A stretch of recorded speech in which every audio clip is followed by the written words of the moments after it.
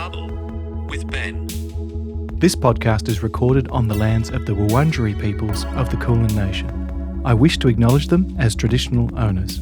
I would also like to pay my respects to their elders, past and present, and Aboriginal elders of other communities who may be participating today. Welcome to the podcast, Emma Louise Williams. What a pleasure. Thank you, Ben Brown. How are you? Good to see you. Good to see you. Yes. You've had a pretty exciting time coming up because you and I, if people don't already know, we are the duo Sheburbia. Yes, we are. And we've been working on some music for, the last 18 months, haven't we? Is that how long, really? I think we were Time flies. We were in the studio here with Sam Miller, maybe, the start of, because the way that this started off is we met each other at a creative cup, I think, or in choir in the before times, in the before COVID times. Yep.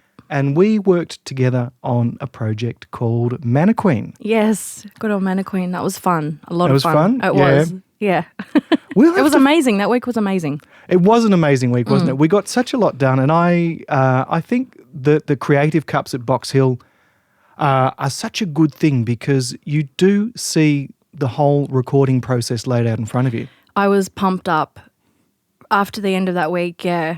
It was really exciting. I was so inspired and motivated following after that.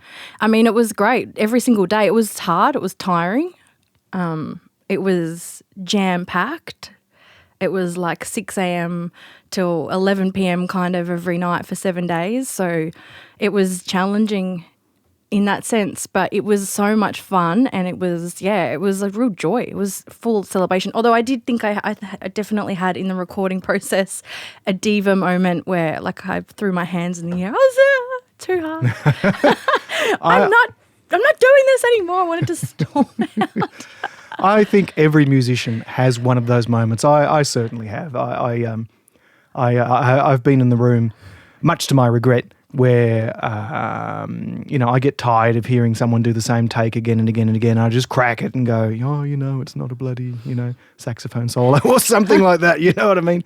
And that was a bit embarrassing for me to have done that. But it was. I cried. So everyone's done it. I got tears. I was crying. I was taking it very seriously. I wanted to win. Yeah. I don't think we didn't get a place, did we? No. Did we get anything? We got best producer. So what's his name? Max Glide something or other. Yeah. Yeah, Max Glide. Do you still see him? Hi, Max, if you're watching. No, not really. I asked him. I've connected with him on Facebook a few times. Yeah, but. He's doing some cool stuff. I don't know. Yeah, cool. And who else was part of that team? I think we had Jenny. Jenny Davids, yes. Jenny Davids was in there. Bless her. Hi, Jenny. Hi, Jenny. Voice. She's got a voice, that woman. Oh, when the two of you put together, it was pretty good. Yeah, we work well together. Yeah. And we had Clay as well. We had Clay on the drums. Yes, Clay. What is Clay's last name? Oh, I can't remember. Hi, Clay, if you're Duke. watching. Clay Duke. Clay Duke. What a name. How could we forget? I wish that was my name. I wish I had a cool Just name. Got to marry him. Married. And what? Who was that? Was that the whole thing? There was there was Sam.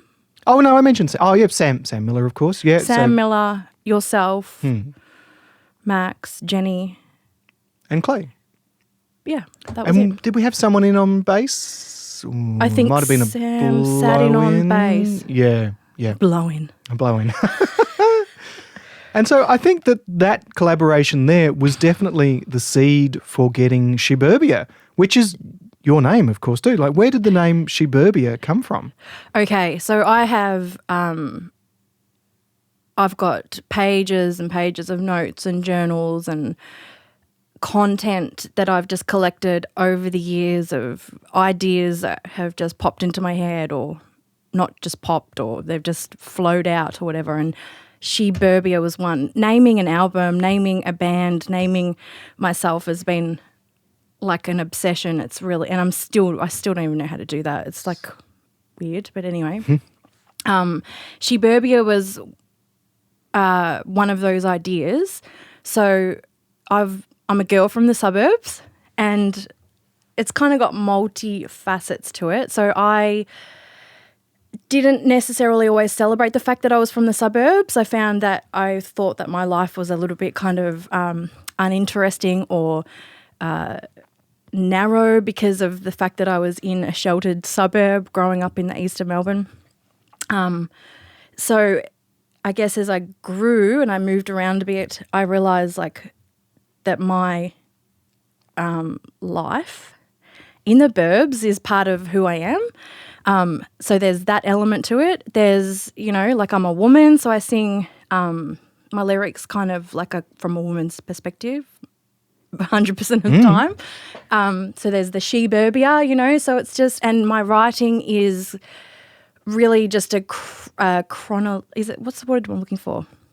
It's like a journal of my life. Oh, yeah. And so, you know, woman from the burbs, Sheburbia kind of thing. Sheburbia. Yeah. So, and it could evolve like, you know, because I am a feminist of sorts. Me too. Awesome. Good on you, Ben. So I just think it's a cool term, and I think I like checked it out on Twitter or whatever to see if it was, you know, or on the internet or whatever, to see if it was a name that's been taken. I'm like, no one's thought of it, which I can see why. Sheburbia, yeah, it's a thing. It could be a label, it could be a band name, it could be an album title, but it has become our duo name. It sure has. Yes. And we've got a song. I mean, I remember very clearly you, after we finished the Mannequin project, you were like, hey, Ben, have you got any demos? I want to do something. And I'm like, well, I've got this like, you know, little thing that's been hanging around on my hard drive for 8 years, right? And I send it over to you, and all of a sudden I see you in the cafe and you're like, yes, you know, I think we even went to the RSL maybe, and we were nutting out the concept because you had lyrics and a melody. Yes. What was your process once I gave you the demo?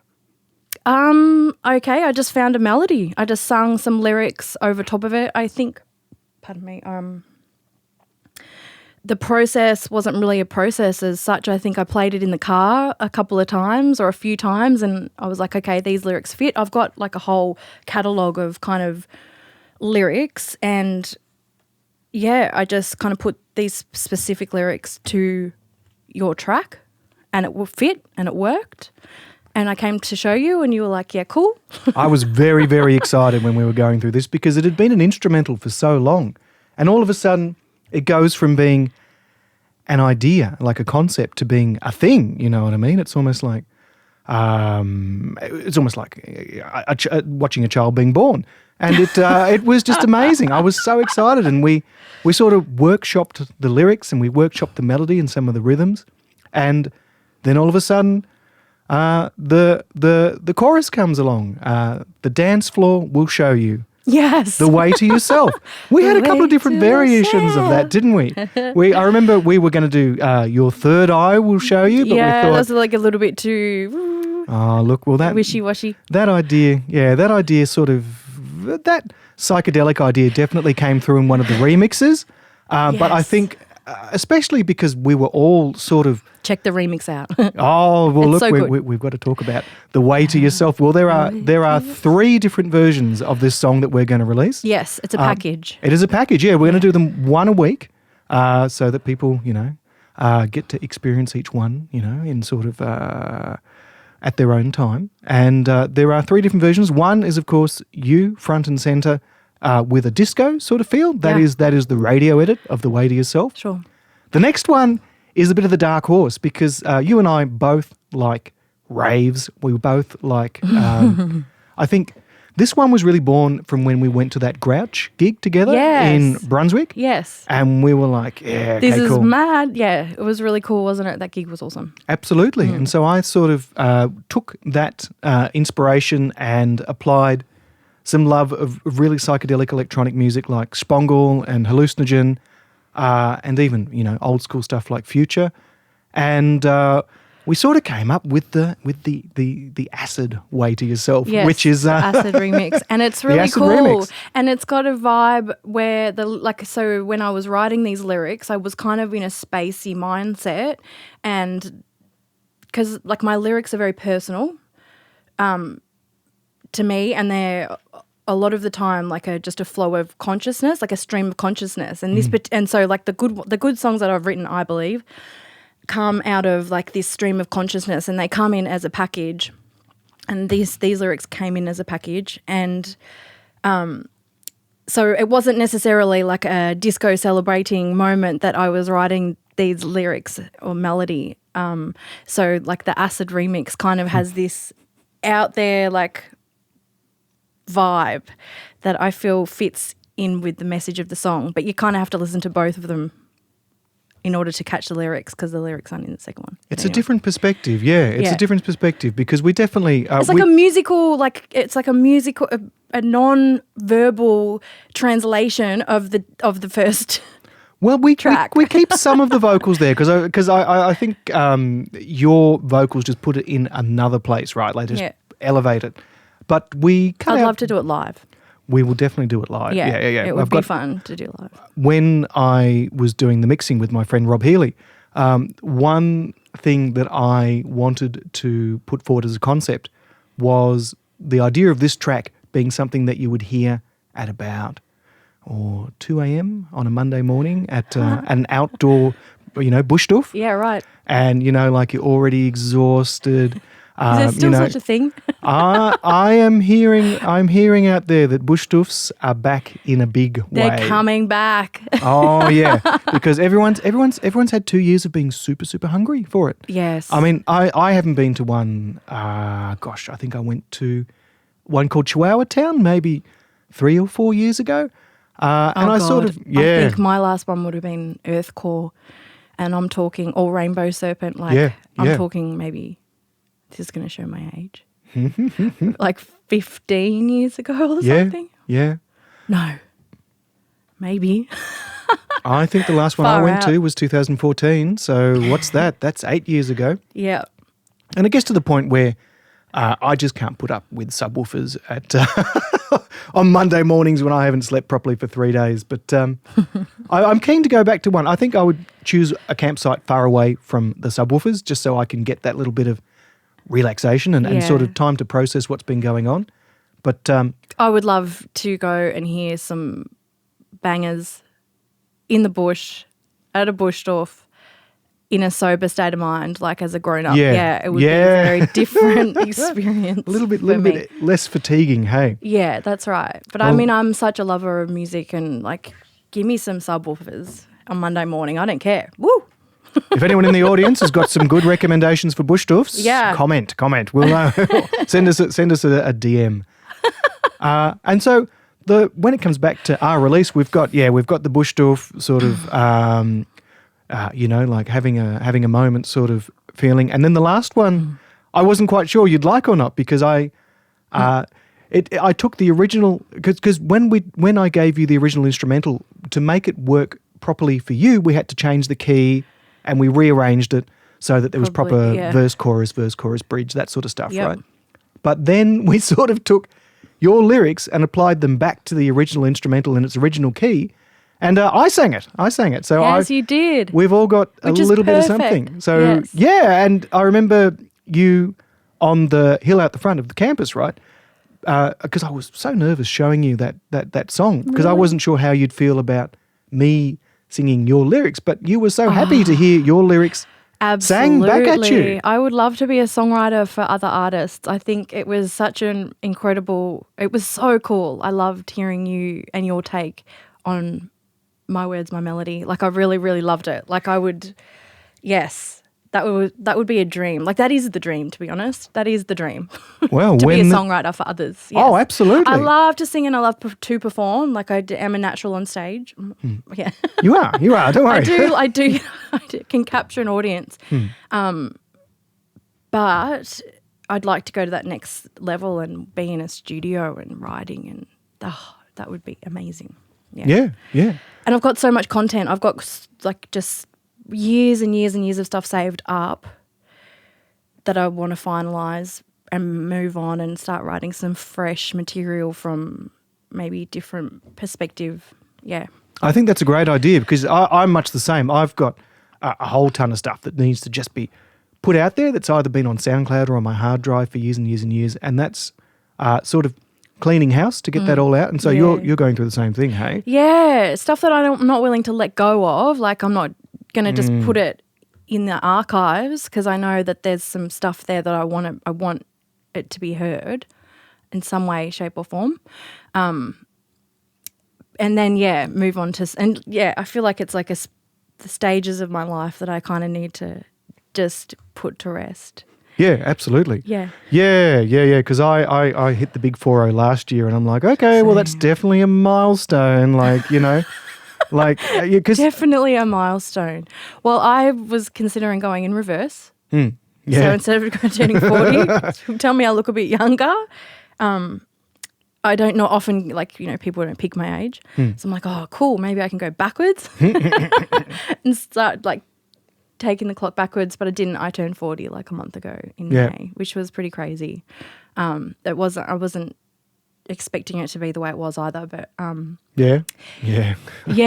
So it's definitely a milestone, and you kind of reevaluate things, and you kind of have to be a grown up when you're 40. Like people say, you're only only as old as you feel. Only as young as woman you feel. Oh, man, you feel. Yeah, you're only as old as who you feel. Yeah. Yeah, that's right. Oh, my back tells me otherwise. Okay, that's for another podcast. But I did reach like 40 and, you know, I kind of took stock of my life. I did. And I mean, I was even walking down the stairs yesterday and I'm like, oh God, I'm 40, I'm an adult. It's just like popped into my head. You know, like we're grown-ups, we're adults, and, you know, it's time to kind of own that womanhood for me personally anyway. Yeah, I know that I definitely see, you know, the grey hairs on my head. And I go, okay, well, look, there's really no pretending that I'm, you know, like, because we are here at Box Hill where we're a little bit above the average age. I think we're sort of the outliers at this point. Yeah, we're the mature age students. Oh, we sure. Right. Well, we're 10 years older than a lot of the mature age students. Right? Yeah, I've been referred to as a teacher like that many times. Oh, and me I kind too. of get insulted. Yeah, it's okay. It's all right though. It's been awesome. Like there isn't really an age barrier here at Box Hill. But No. I mean, if you, it's in your head, isn't it? If you feel like you're not part of the group, because I think, it's been very, very, very accepting. It is strange when you are older than some of the teachers. That is quite funny. True. That's happened, I'm sure. But I think that it's where we're supposed to be, you know, in this point in our life. Life isn't linear. Life isn't like a linear experience. So, like, age is irrelevant in that sense. And I'm really proud to have gotten to a point in my life where I really, like, I was always gifted musically. I was always, like, genuinely in love with music in all its forms. I pursued, you know, working in bands as kind of like a side project in life, whilst doing my desk job. And I was really bad at my desk job. Like, I'd get my promotions or whatever, but I would, you know, like, I would just waste so many hours. Gosh, I hope, you know, like, my old bosses. Look, I got a spreadsheet one day, and it was like when we're having pay rise time in the corporate world, and they basically showed me like my sick days, and there was a regular pattern to my sick days because I was just not motivated. I wasn't inspired to be there, and that was early on in, like, when I was in my 20s or whatever. And I still stuck in that job, like that industry, and not industry, like the role, admin. I was in admin for like 11 years, and it wasn't until I reached a point in my 30s, I'm like, you know, stuff this. I am in a position where I'm in a beautiful country where they they support people that want to educate themselves, go to uni, and I thought, let's master like what I'm actually truly in love with, passionate with, and actually have a gift towards, and start contributing to society in a meaningful manner. And since then, obviously, like, studying here has carried on longer than it should have because of COVID. That's like, I feel like it's dragging on a little bit. But what I'm learning is invaluable, and like I'm now teaching music as well. So even I will show up to work now, and it doesn't actually even feel like I'm working. It is a joyful, fun experience, and I've got like this natural kind of energy for what I'm doing that I've been able to come back to classes, like teaching classes or whatever, and realize that I've got this natural knack for teaching music as well. So it's like unfolded in a really cool way. So yeah, I'm really happy to be my age and be studying and following my dreams, even though it does seem a little bit kind of, what is it, the opposite to premature. Delayed, overcooked, old farts. I don't know. I can't think of what the delayed is. Sounds like a good word for it. Yeah. But I think I was always a slow developer. I'll put it that way. Your story is much the same as mine. I had, maybe 15 years in the corporate world where I would try giving it 100% because I felt like that was the thing to do, but 100% would burn me out very quickly. And it would, all of a sudden, Mondays are a bit too hard, whether you don't turn up at all or whether you turn up at midday. Fridays would get harder and harder as well because you might say, oh, well, if I go out on Thursday night, I get an extra day in my weekend. Like, who cares what happens on Friday? But it's not... So what made you decide to come to Box Hill? Like, it was a bit of divine timing, like that we both showed up. Oh, you showed up a year after me. Yeah, I did because I showed up... I was doing the diploma in 2018, and I don't know whether you would have just started your degree in 2018, wouldn't you? Yeah. Yeah. So we would have both started at the same time, but we probably didn't see each other because Nelson campus was being redeveloped over that year. And I remember in Whitehorse, right, we had some classes there and they were literally demolishing the buildings around us.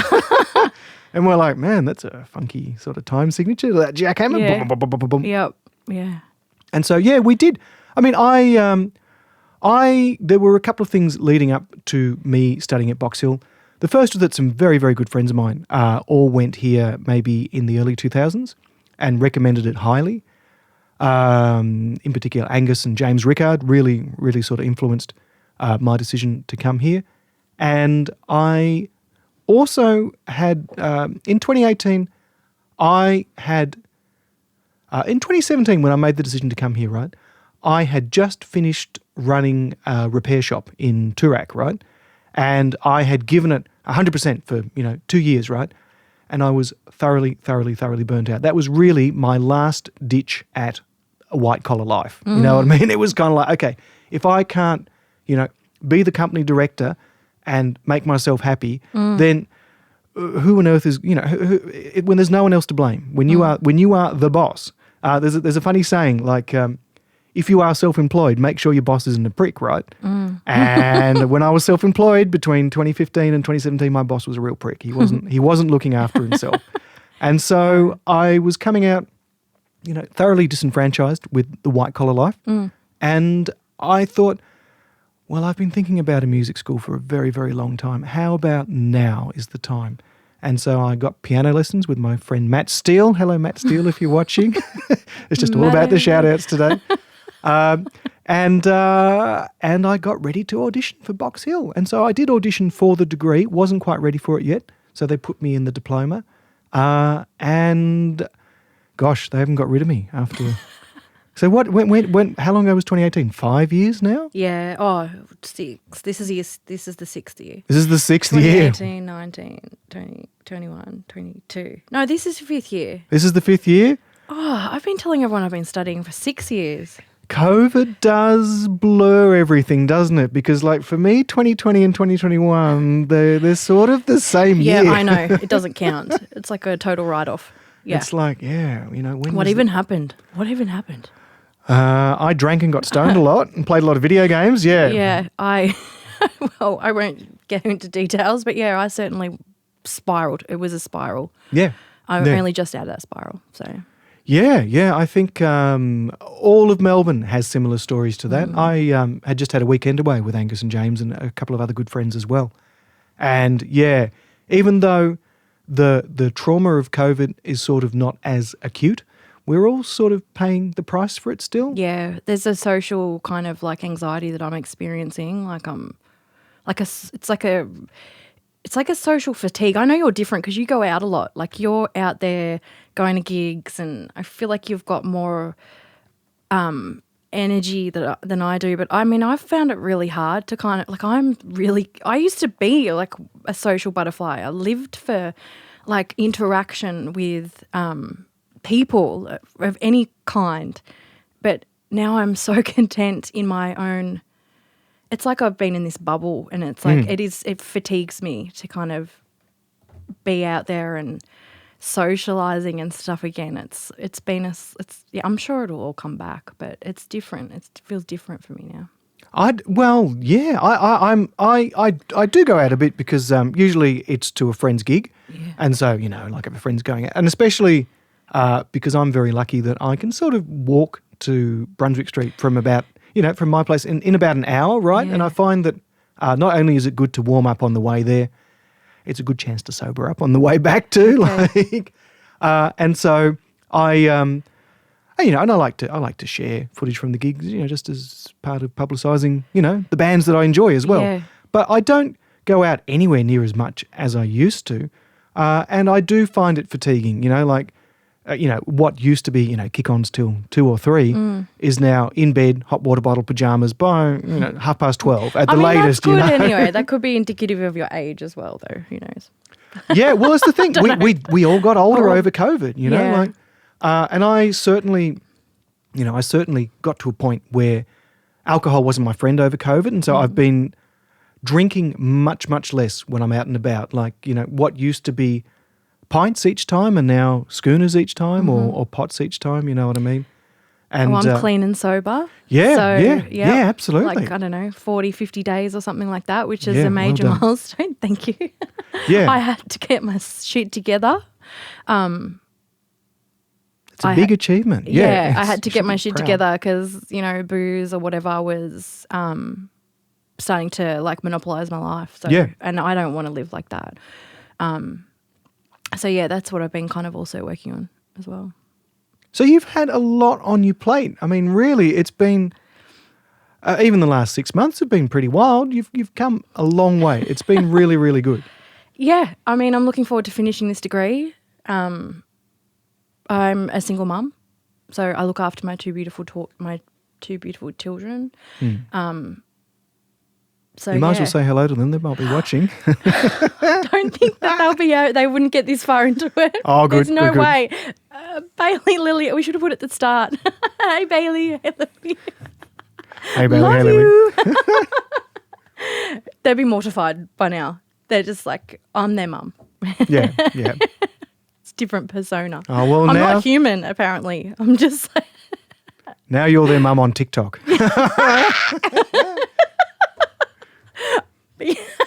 sure, why not? A meme. I mean, Yeah. well, yeah. And so now I guess, so when you're hoping to graduate by the end of the year, yeah? Not hoping, like I am going to. You're going to be graduating? Excellent. Commitment. I can't. Well, I mean, like the course structure's changed. You kind of have to in a lot of ways, yeah. Yeah. Unless you want to go to the new degree. I'm not too sure about Yeah. that. But anyway, I can't study forever. I would need to, I'm ready to put it to bed. Just, and start working on music properly rather than like education in music. Yeah.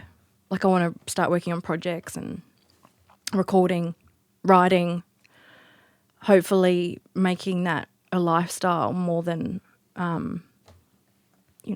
something I'm working towards. I want to start getting stuck in. Ready? Take the plunge. Be a professional. Yeah. Yeah. That's the dream, isn't it? Yeah.